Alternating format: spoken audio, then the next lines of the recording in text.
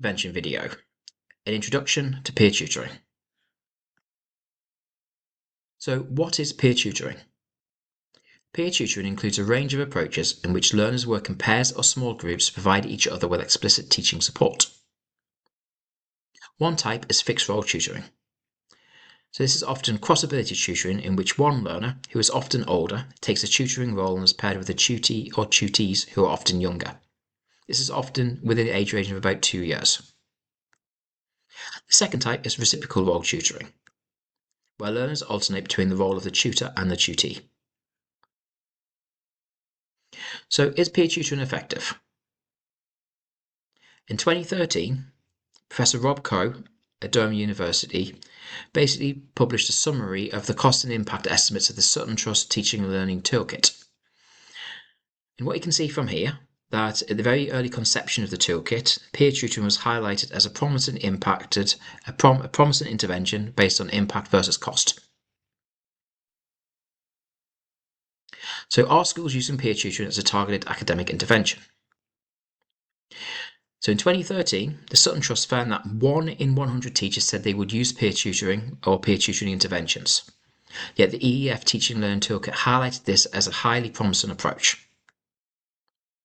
A Teacher Tap survey in 2020, during the middle of COVID, found that 4% of primary teachers and 12% of secondary teachers would potentially consider peer tutoring if the restrictions were removed. In a Pew Premium review, 90% of schools were using research evidence to justify strategies. So that shows that schools are engaging with the EEF evidence. But at What Word Education, we did a Northeast Pew Premium strategy review of 524 schools, and we found, again, similar to the 2013 finding, that only 2% of primary schools highlighted peer tutoring as a strategy that they would use on their Pew Premium strategy document. So what does the EEF say about peer tutoring? So this is a high impact for very low cost based on extensive evidence. It has a padlock rating of 4, which is robust, and it has an impact rating of 6 months. So it summarises this as a high impact for very low cost intervention that's based on extensive evidence.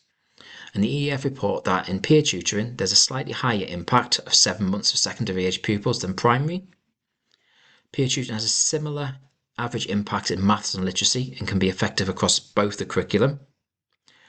Low attaining pupils tend to benefit more, 6 months more than high attaining pupils. In cross-age peer tutoring, it is more effective when tutors and tutees are not matched by attainment. In same-age tutoring, this may also be the case, but it is also less consistent finding. So the research evidence shows that peer tutoring is potentially a high-impact intervention that can be delivered at very low cost in schools. So what are the benefits of peer tutoring? Let's listen to Professor Steve Higgins, who's co-founder of What Worked Education. There are a number of benefits from peer tutoring for students.